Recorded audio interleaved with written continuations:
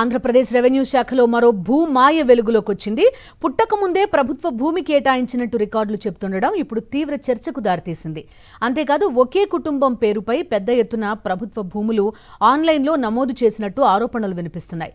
నెల్లూరు జిల్లా మర్రిపాడు మండలంలో బయటపడిన ఈ వ్యవహారం రెవెన్యూ శాఖ పనితీరుపై మరోసారి ప్రశ్నలు లేవనెత్తుతోంది. అసలు భూమాయ ఏంటో, ఆ విచిత్ర కేటాయింపులేంటో ఈ ప్రత్యేక కథనంలో చూద్దాం. ఏపీ రెవెన్యూ శాఖలో కొందరు అధికారుల తీరు మొత్తం వ్యవస్థనే అప్రతిష్ట పాలు చేస్తోంది. భూ రికార్డుల్లో మార్పులు, మ్యూటేషన్లు, పట్టాదారు పాస్ పుస్తకాల జారీ వంటి ప్రక్రియల్లో అక్రమాలు జరుగుతున్నాయనే ఆరోపణలు కొత్తవి కావు. ఇప్పుడు నెల్లూరు జిల్లా మర్రిపాడు మండలం ఇర్లపాడు రెవెన్యూ పరిధిలో వెలుగులోకొచ్చిన భూముల వ్యవహారం ఈ ఆరోపణలకు మరింత బలం చేకూర్చుతోంది. అక్రమ సొమ్ముకు అలవాటు పడిన సిబ్బంది చేతివాటంతో పెద్ద ఎత్తున ప్రభుత్వ భూములు పరాధీనమవుతున్నాయి. ఈ వ్యవహారం రెవెన్యూ శాఖపై ఉన్న నమ్మకాన్ని, విశ్వాసాన్ని ప్రశ్నార్థకం చేస్తున్నాయి.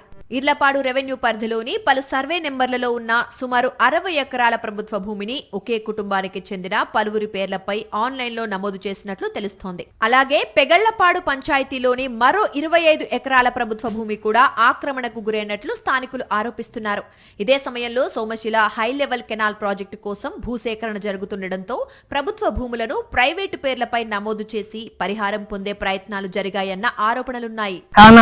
శ్రీనివాసులైన అతను ఎంప్లాయీ, అతను వచ్చి తర్వాత భార్య వచ్చి డీలర్షిప్ ఉంది. ప్రతి ఒక్క వ్యాపారం కానీ ఏదైనా సరే వాళ్ళ కనిసంధానంలోనే ఈ ఇళ్లపాడు పంచాయతీలో ఏ పని కావాలని వాళ్ళ సన్నికంధంలోనే జరుగుతుంది.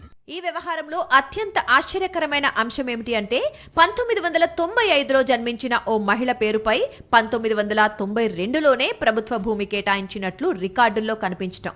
అంటే ఆమె జన్మించక ముందే భూమి కేటాయింపు జరిగిందా, లేక రికార్డుల్లో తర్వాత మార్పులు జరిగాయా అన్న అనుమానాలు వ్యక్తమవుతున్నాయి.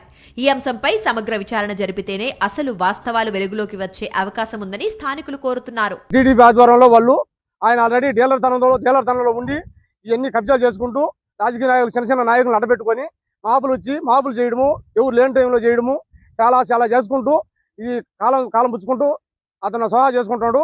రెవెన్యూ అధికారుల సహకారం లేకుండా భూ రికార్డుల్లో ఇలాంటి మార్పులు సాధ్యమా అని స్థానికులు ప్రశ్నిస్తున్నారు. ప్రభుత్వ భూములు ఎలా ప్రైవేటు పేర్లపై నమోదయ్యాయో సమగ్ర విచారణ జరిపి బాధ్యులపై చర్యలు తీసుకోవాలని డిమాండ్ చేస్తున్నారు.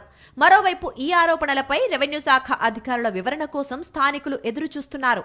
6వ నంబర్ సర్వేలో దరిదాపు ఒక 30 ఎకరాలు ల్యాండ్ ఉంటే అందులో సగానికి పైగా కబ్జా అయిపోయింది. ఇక మిగతాది ఉంటే బర్రెలు తిరగడానికి, పశువులు తిరగడానికి వాటికి ఉపయోగిస్తుంటే ఇప్పుడు కూడా దాన్ని కబ్జా చేసేదానికి కబ్జాదారులు చాలా ప్రయత్నాలు చేస్తున్నారు. మొత్తంగా ప్రభుత్వ భూముల కేటాయింపులో అక్రమాలు జరిగాయన్న ఆరోపణలు ఇప్పుడు నెల్లూరు జిల్లాలో కలకలం రేపుతున్నాయి.